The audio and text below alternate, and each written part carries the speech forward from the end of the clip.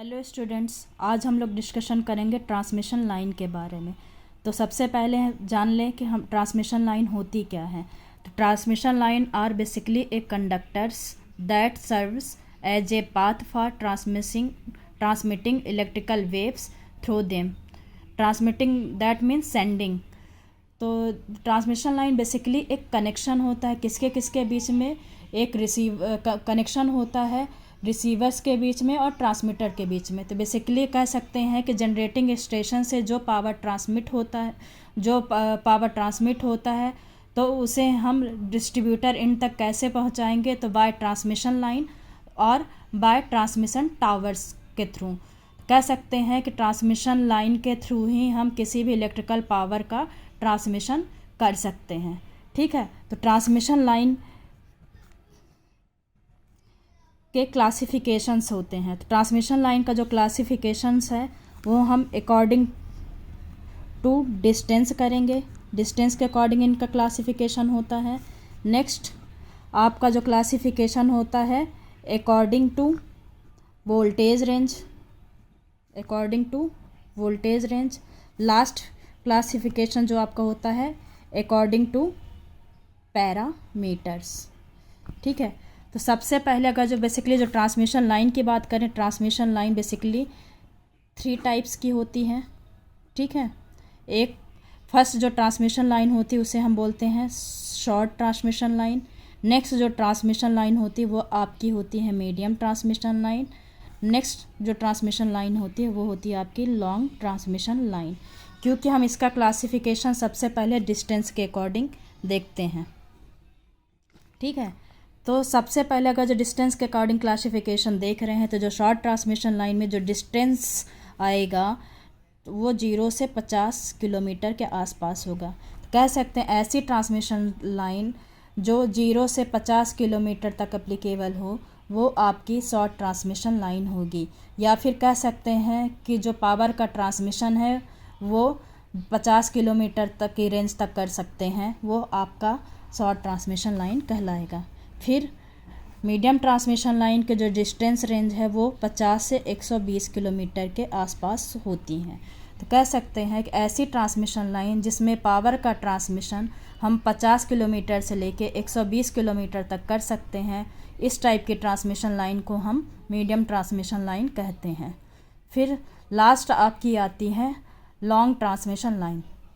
तो ऐसी transmission line जिसमें हम वोल्टेज का ट्रांसमिशन 120 किलोमीटर के बाद कर सकते हैं वो आपकी आपकी लॉन्ग ट्रांसमिशन लाइन कहलाएगी। कह सकते हैं कि जिसका पावर का ट्रांसमिशन 120 या उससे ज़्यादा किलोमीटर्स में कर सकते हैं वो आपकी लॉन्ग ट्रांसमिशन लाइन आएगी। ठीक है, फिर नेक्स्ट क्लासिफिकेशन किसका होता है according to voltage range. Voltage range की बात करेंगे हम तो सबसे पहले शॉर्ट ट्रांसमिशन लाइन की बात करेंगे। तो इसमें जो वोल्टेज रेंज आता है आपका 0 से 20 केवी बोले तो किलो वोल्ट। तो ऐसी ट्रांसमिशन लाइन जिसमें हम वोल्टेज का ट्रांसमिशन 0 से लेके 20 किलो वोल्ट तक कर सकते हैं, इस टाइप की ट्रांसमिशन लाइन को हम शॉर्ट ट्रांसमिशन लाइन बोलेंगे। फिर नेक्स्ट आता है आपका मीडियम ट्रांसमिशन लाइन। ऐसी ट्रांसमिशन लाइन जिसमें हम वोल्टेज का ट्रांसमिशन 20 केवी से लेके 100 केवी तक कर सकते हैं, इस टाइप की ट्रांसमिशन लाइन को हम मीडियम ट्रांसमिशन लाइन के नाम से जानते हैं। ठीक है, फिर ऐसी ट्रांसमिशन लाइन जिसमें हम वोल्टेज का ट्रांसमिशन 100 किलोवोल्ट से ऊपर कर सकते हैं, ऐसी ट्रांसमिशन लाइन को हम लॉन्ग ट्रांसमिशन लाइन के नाम से जानते हैं। ठीक है, फिर लास्ट आपका क्लासिफिकेशन था according to parameter. According to parameter में अगर जो हम बात करें सबसे पहले शॉर्ट ट्रांसमिशन लाइन की, तो शॉर्ट ट्रांसमिशन लाइन में क्या होता है कैपेसिटेंस का, सबसे पहले तो हम कैपेसिटेंस का इफेक्ट 0 होता है। सबसे पहले अगर हमें ट्रांसमिशन लाइन के पैरामीटर्स की बात करें तो ट्रांसमिशन लाइन के पैरामीटर्स क्या क्या होते हैं, रेजिस्टेंस, इंडक्टेंस, कैपेसिटेंस, कंडक्टेंस, सक्सेप्टेंस। ठीक है, ये सब आपके क्या होते हैं ट्रांसमिशन लाइन के पैरामीटर्स होते हैं।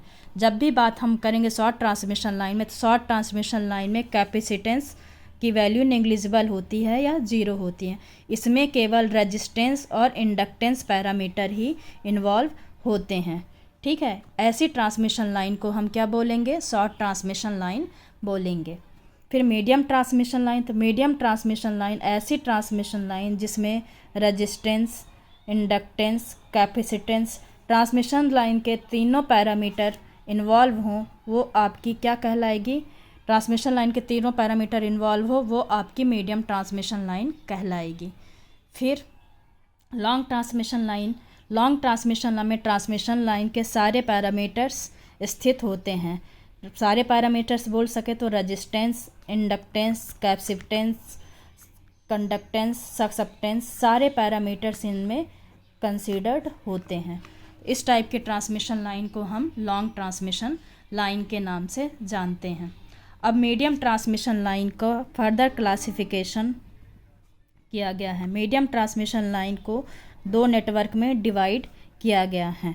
ठीक है, पहला नेटवर्क आपका टी नेटवर्क, दूसरा नेटवर्क है आपका पाई नेटवर्क। ठीक है, तो मीडियम ट्रांसमिशन लाइन को 2 पार्ट में डिवाइड किया, T network and pi network.